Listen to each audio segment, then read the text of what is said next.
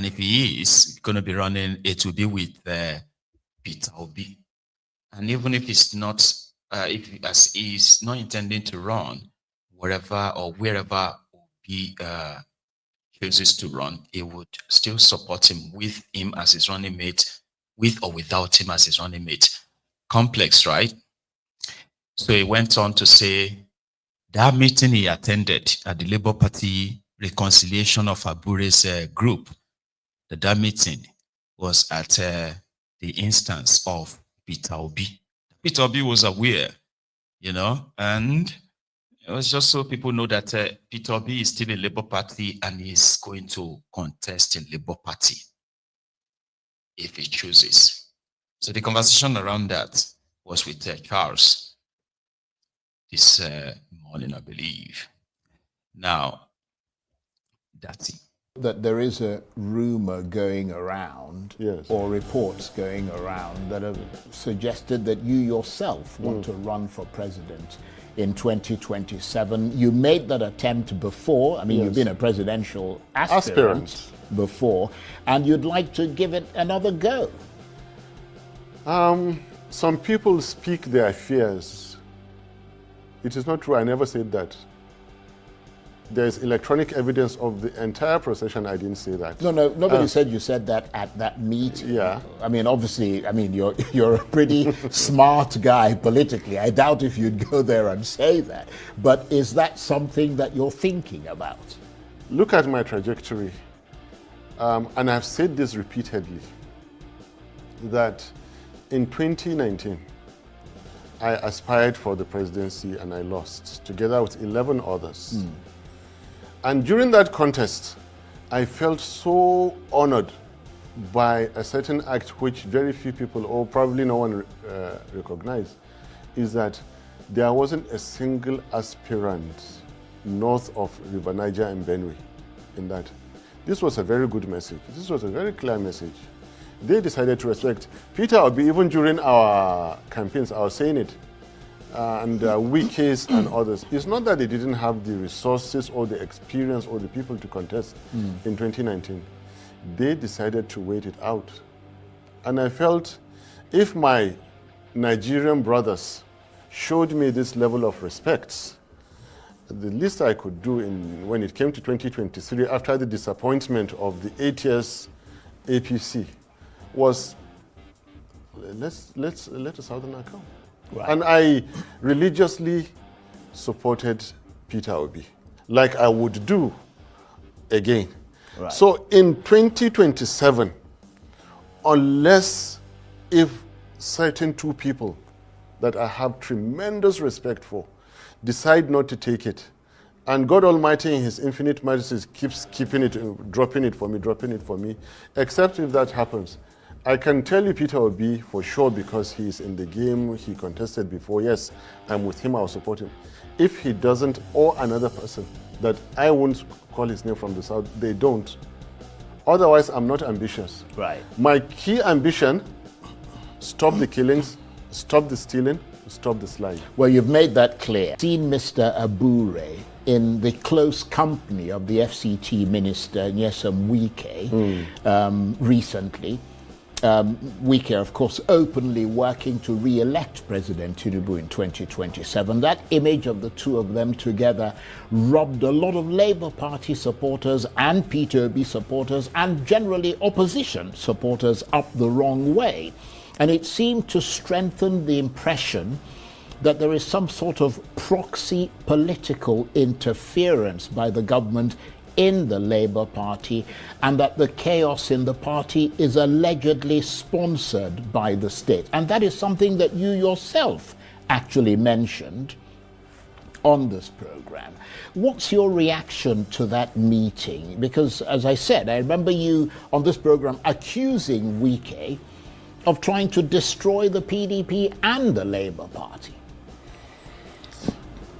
There is no way you can stop. How does the proverb go? There is no way you can. There's a certain animal. There's no way you can stop a thief from stealing. There is no way you can stop people in their ways. What you do help the trick to trick the trick. Get your intelligence in whatever way you have. Try and maintain your security. Know all the underhand tactics of people. Manage it that way. Right. There's nothing else you can do. God has put us in this game with the sharks, like Tinubu, like the wikis and all those kind of things. It is left to us and the people to find our own ways, wisdom to manage it. You know it is happening, you see it happening. But I keep saying, whoever captured so easily a country like Nigeria in the way they did and how we let them, including me, our fight was not good enough. That there is a rumor. Number one is I was struggling to understand him, but I actually understood him very well. Number one there is that when the question hit him, that remember you were once here telling us possibly, I mean, this is maybe like paraphrasing and rephrasing now, right? You were here and you told all of us that Tinubu's regime, with a wiki and others, they were out to destroy the opposition, PDP, APC, and all that. Well, here you are. Abure is with these guys. What do you think? And he said, that's when they had to like become proper politician. Yeah, but you know, in order to navigate through this water of this murky water of politics, you know, you would have to sometimes, you know, swim with the sharks. So in order to stop a thief from thieving, then he shot it. I said, no, you have to trick the tricker to trick wherever. That's how they kind of make it complicated enough that you be like, do you understand? I said, yeah. Yeah, you should get it. Do you get what I'm trying to say? You have to. Why are you with Abure and doing reconciliation of that stuff, right? It's like, you just have to know how to trick the tricker and trick the trick and all that. Do you understand? And then you be like, yeah. I understand. But let him finish, because that's not where he intended. Datti. Fight was not good enough. Then there is nothing else they won't attempt to do. Between 23 and 27 is like destroy all the parties. Right, but Okay, but if that is your point of view, Yes. if you believe that, as you suggested, that Wike is a spoiler, Yes. and you know that the Labour Party is currently being spoiled, whether it is by themselves or by some other external force, and then you see that person that you believe is spoiling the party and splitting the party into factions, having what appeared to be a convivial meeting with one faction, what does that tell you? It tells me to be smarter. It tells me to be more careful, open my eyes. It tells me to be more dedicated and focused. But doesn't that That's what it tells me. undermine what you're trying to do? I mean, doesn't that undermine if assuming it is a fact, because I'm not saying it is a fact. No, it doesn't. Charles, let me tell you this. There was a time that when they caught drug couriers, Right. they would arrest them right at the airports and charge them right at the airports. And then there was a time they became smarter. That, all right, let them exit the airport. And in one fell swoop, catch the courier, the importer, the distributor, and the user. So, Uncle Tinubu is welcome to continue to spend Nigerian resources in destroying Nigerian political parties using the kind of wikis and whichever party they are welcome to. We're small, we don't have their kind of wisdom, we don't have their kind of money, but like Nigerians say, one day the monkey goes to the market and he doesn't come back. I won't say more than that. Lots of people have to share in this blame. You see all the things that Wike is doing. I don't agree with them, but it is justified to an extent. In fairness to Mr. Wike, he denies doing anything. So it's beyond okay. the fact that he says he wants to re-elect. Look at it this way. Tinubu. I'm trying to say that whatever he's doing, deep down in his mind, I'm trying to remotely psych how he thinks and all that. Right at the Eagle Square, in the glare of the whole world, a party that he sustained while others were away, a very dear friend of his, at the most critical moment, backstabbed him. As far as he's concerned, these are two northerners who cheated me. These are two Hausa Fulanis, these are two Muslims who cheated me, and we'll teach them a lesson. This is Wike. And well, I won't say. Well, I don't know, but you appear to know. This is Wike. So, humanly speaking, I want to be fair. Yeah. Whoever is treated that way will definitely fight back. It was not fair. I used to tell these people, be careful, even in your acts of politicking. Be careful. Well, even your acts of treachery. Be careful. Well, your tricks. There is a time you trick somebody beyond imagination. Right. Well, and the people who did this to Wike, they come from a very rich history with Wike. What he did for them in 2011, the relationship, the friendship, how it lasted. They came a long way, and the very last minute they do this to him. He will destroy the party. He's a human being. And by the way, if it will get to Wike, I heard something going on in the FCT. Do you see that beautification he's doing with the fences? They said it's to stop the cows from grazing. You mean those green things? Yes. Okay. So yes. There must be some kind of, does it emit some kind of sound? He's blocking off all the green areas from the cows to graze. But that's for Wike to ponder and his Well, that's people. very interesting. And that sounds fairly ingenious, if you ask me. I agree with him. I mean, in a federal capital city like Abuja that you want to keep clean, you don't need to see grazing in here. That's a very interesting I know. But let me turn. It was not good enough. So in a nutshell, he sort of like agrees with what Wike is doing to PDP, but he dodged what he feels about what Wike is allegedly doing to Labour Party and other oppositions too.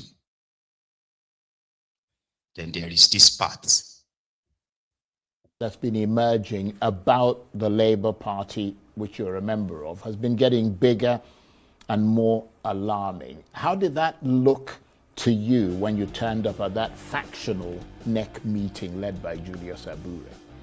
This is what leadership is about. I'm not a Labour Party leader, but I aspired to a position of leadership. And leaders don't allow matters to degenerate, to disintegrate. Irrespective of which party, faction that are unfortunate in any case, I sympathize with or I belong to, there are times that you belong to everybody so long as you are a leader. And remember the doctrine of necessity. This became very, very necessary for me to do.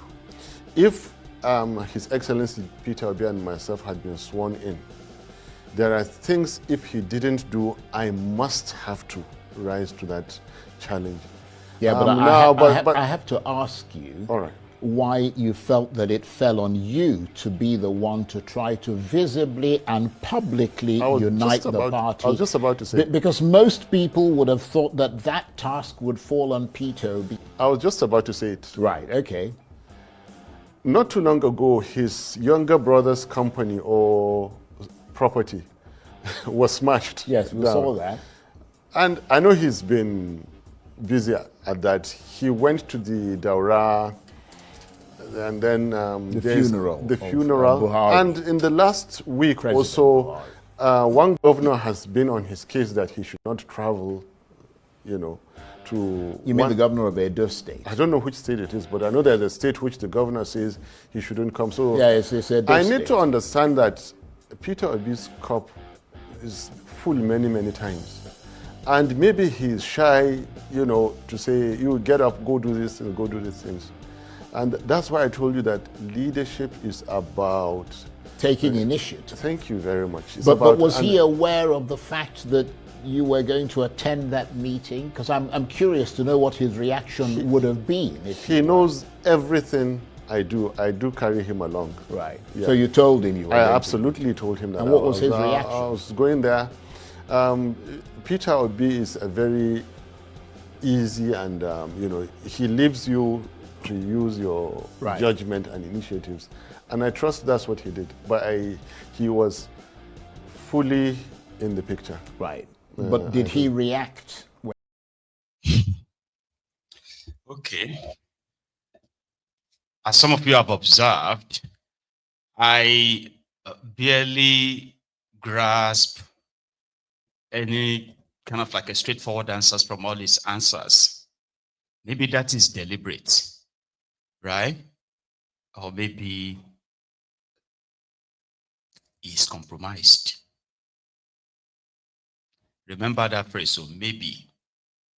Because Datti won't speak or deflect. Is this guy that just speaks so bluntly, is always very blunt, or appear to be. But that interview is more or less like, especially the one that is so personal, right? About his action, about his meeting, his, you know, his utterances and all that, and where is Obi in all of these, you know, his utterances, like the part where he said he is not for that coalition.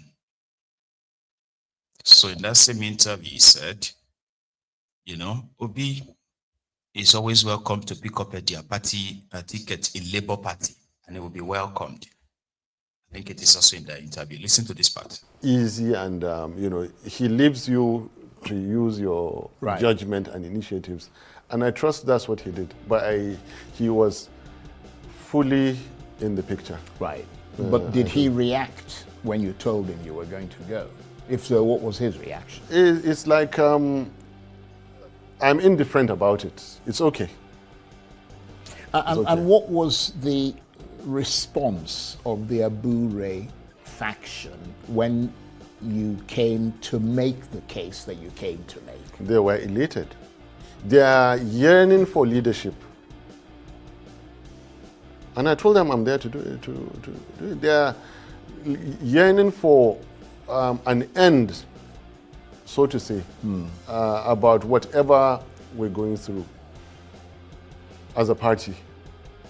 But while I was there to reconcile, I was also reconciling Labour Party and the general public by the same token.